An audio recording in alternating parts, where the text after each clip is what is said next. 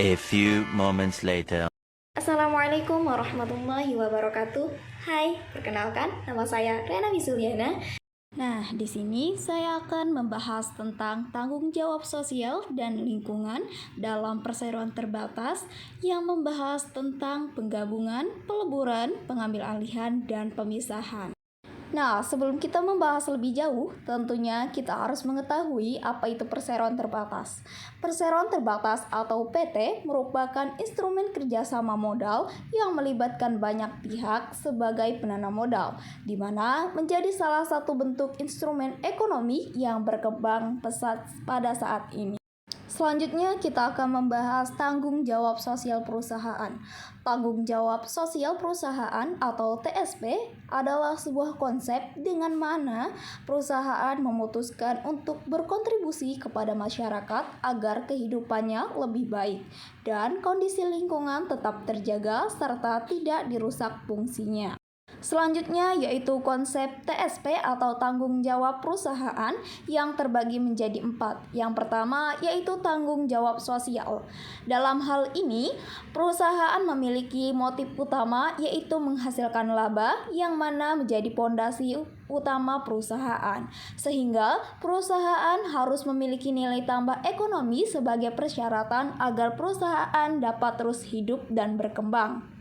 Konsep yang kedua yaitu tanggung jawab legal. Perusahaan harus taat hukum dalam proses mencari laba karena perusahaan tidak boleh melanggar kebijakan dan hukum yang telah ditetapkan oleh pemerintah. Konsep yang ketiga yaitu tanggung jawab etis. Tanggung jawab etis karena perusahaan memiliki kewajiban untuk menjalankan praktek bisnis yang baik, benar, adil, dan fair. Norma-norma masyarakat perlu menjadi rujukan bagi perilaku organisasi perusahaan. Konsep yang keempat yaitu tanggung jawab filantropis. Perusahaan dituntut agar dapat memberi kontribusi yang dapat dirasakan secara langsung oleh masyarakat dengan tujuan untuk meningkatkan kualitas hidup semuanya. Pemilik dan pegawai yang bekerja di perusahaan memiliki tanggung jawab ganda, yaitu kepada perusahaan dan kepada publik. Selanjutnya yaitu kewajiban perusahaan dalam pelaksanaan TSP. Yang pertama yaitu menyusun, menata, merancang, dan melaksanakan kegiatan TSP sesuai dengan prinsip-prinsip tanggung jawab sosial dunia usaha dengan memperhatikan kebijakan pemerintah daerah dan peraturan perundang-undangan yang berlaku. 2. Menumbuhkan, memantapkan, dan mengembangkan sistem jejaring kerjasama dan kemitraan dengan pihak-pihak lain, serta melaksanakan kajian, monitoring, dan evaluasi terhadap pelaksanaan TSP dengan memperhatikan kepentingan perusahaan, pemerintah daerah, masyarakat, dan kelestarian lingkungan. Dan yang ketiga yaitu menetapkan bahwa TSP adalah bagian yang tidak terpisahkan dalam kebijakan, manajemen, maupun program pengembangan perusahaan. Selanjutnya akan membahas tentang pelaksanaan program TSP. Pelaksanaan program TSP sendiri terbagi menjadi 2. Yang pertama yaitu program TSP yang meliputi A. Bina lingkungan dan sosial, B. Kemitraan usaha mikro, kecil, dan koperasi, C. Program langsung pada masyarakat.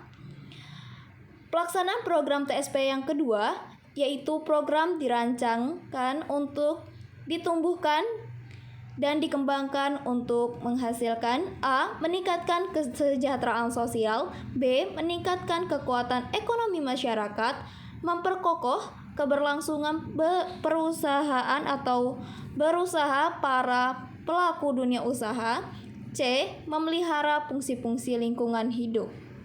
Selanjutnya kita akan membahas tentang penggabungan, peleburan, pengambil alihan, dan pemisahan, yang mana hal ini diatur dalam Undang-Undang Pasal 122 sampai dengan 137 Undang-Undang Nomor 40 Tahun 2007. Yang pertama yaitu Undang-Undang Nomor 40 Tahun 2007 tentang perseroan terbatas atau UU PT. 2. Peraturan Pemerintah Nomor 27 Tahun 1998 tentang penggabungan, peleburan, dan pengambil alihan perseroan terbatas.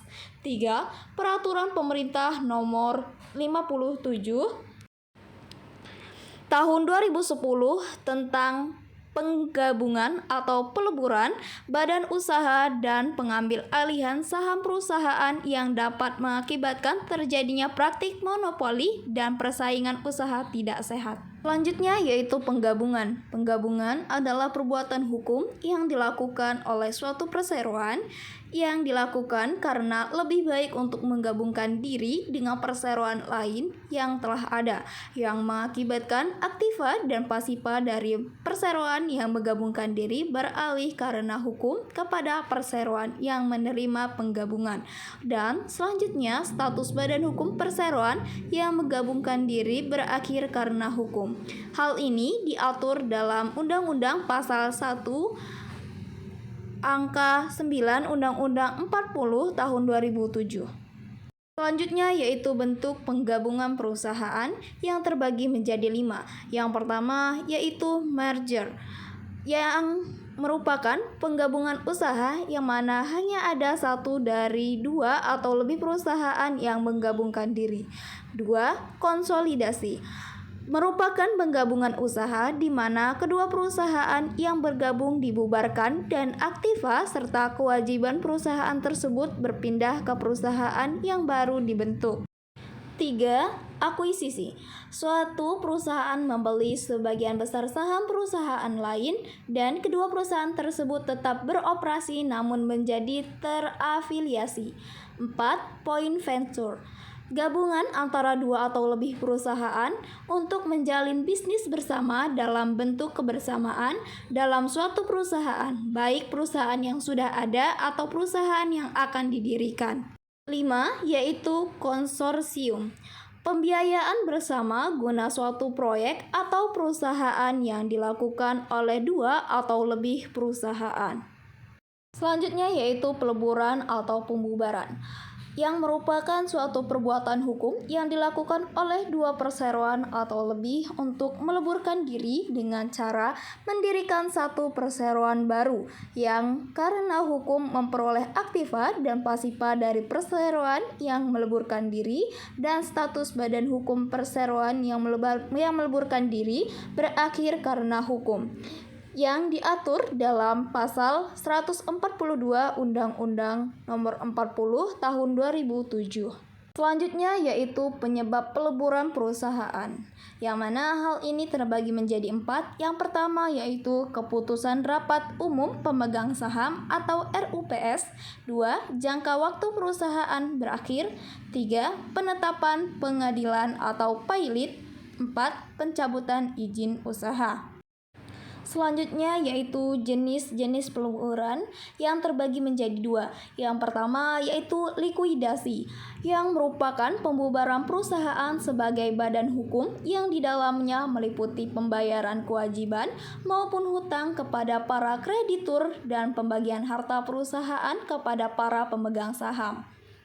Yang kedua yaitu pailit, yang merupakan perusahaan sulit membayar kewajiban hutang kepada para kreditur dan dinyatakan pailit oleh pengadilan. Selanjutnya yaitu tahapan peleburan yang terbagi menjadi 2, yaitu tahapan likuidasi dan tahapan pailit. Tahapan likuidasi terbagi menjadi 5, yaitu 1. Pengumuman dan pemberitahuan pembubaran perusahaan. 2. Pencatatan dan pembagian harta kekayaan. 3. Pengajuan keberatan kreditor. 4. Pertanggungjawaban likuidator. 5. Pengumuman likuidasi. Sedangkan tahapan pailit terdiri dari 5. Yang pertama yaitu perusahaan memiliki hutang. 2. Terdapat hutang yang sudah jatuh tempo dan dapat dilakukan penagihan. 3. Adanya lebih dari satu kreditur. 4. Adanya permohonan pailit. 5. Perusahaan dinyatakan pailit oleh pengadilan. Terdapat beberapa akibat penggabungan dan peleburan. Yang pertama yaitu perseroan yang menggabungkan dan meleburkan diri berakhir karena hukum dan tanpa dilakukan likuidasi. 2. Aktiva dan pasifa serta pemegang saham yang menggabungkan atau meleburkan diri beralih karena hukum kepada perseroan yang menerima penggabungan atau perseroan hasil peleburan dan menjadi pemegang saham perseroan yang menerima penggabungan atau perseroan hasil peleburan. 3. Perseroan yang menggabungkan atau meleburkan diri berakhir karena hukum terhitung sejak tanggal penggabungan atau peleburan mulai berlaku.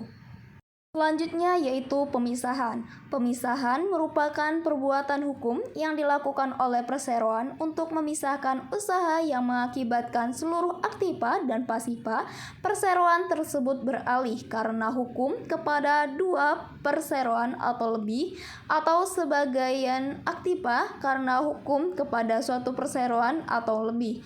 Hal ini diatur pada pasal 1 Nomor 12 Undang-Undang Nomor 40 Tahun 2007. Selanjutnya yaitu jenis-jenis pemisahan. Hal ini terbagi menjadi dua, yaitu pemisahan murni atau split off, yaitu mengakibatkan seluruh aktiva dan pasifa perseroan beralih karena hukum kepada dua perseroan lain atau lebih yang menerima peralihan, dan perseroan yang melakukan pemisahan usaha tersebut berakhir karena hukum.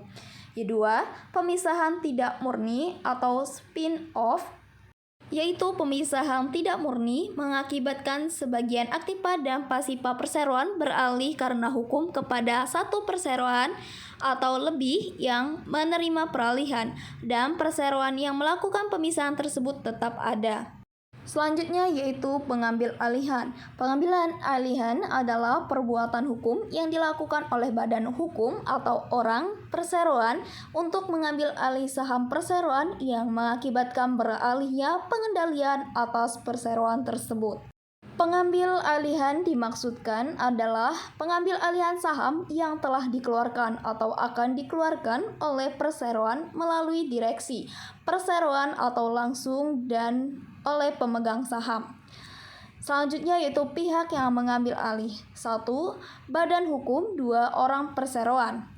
Terdapat beberapa akibat dari pengambil alihan. Yang pertama yaitu beralihnya pengendalian terhadap perseroan tersebut sesuai dengan pasal 125 UU PT Nomor 40 Tahun 2007. 2. Pengambil alihan oleh badan hukum perseroan, maka direksi wajib atas dasar putusan RUPS yang memenuhi quorum dan hasil putusannya sesuai dengan pasal 89 UU PT Nomor 40 Tahun 2007. 3. Pengambil alihan itu dilakukan melalui direksi harus menyampaikan maksudnya kepada direksi perseroan yang akan diambil alih tersebut. 4. Kemudian rancangan pengambil alihan disusun atas persetujuan masing-masing direksi perseroan yang diambil alih dan direksi perseroan yang mengambil alih. Selanjutnya yaitu hal-hal yang perlu diperhatikan dalam penggabungan, peleburan, pengambil alihan, dan pemisahan perseroan terbatas. Yang pertama yaitu kepentingan perseroan, pemegang saham minoritas, dan karyawan perseroan. 2. Kreditor dan mitra usaha lainnya dari perseroan. 3. Masyarakat dan persaingan sehat dalam melakukan usaha. 4. Hak pemegang saham yang tidak setuju atas penggabungan, pengambil alihan, peleburan, dan pemisahan terbatas pada perseroan terbatas Nomor 62 UU PT Nomor 40 Tahun 2007. 5.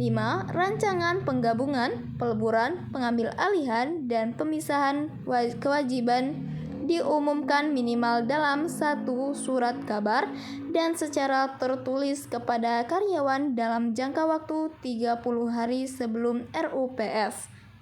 6. Yaitu putusan RUPS tentang penggabungan, peleburan, pengambilan alihan, dan pemisahan perseroan harus dengan suara musyawarah, mufakat atau dengan suara terbanyak. Cukup sekian dan saya ucapkan terima kasih telah menyaksikan. Oke teman-teman, terima kasih sudah menonton videonya.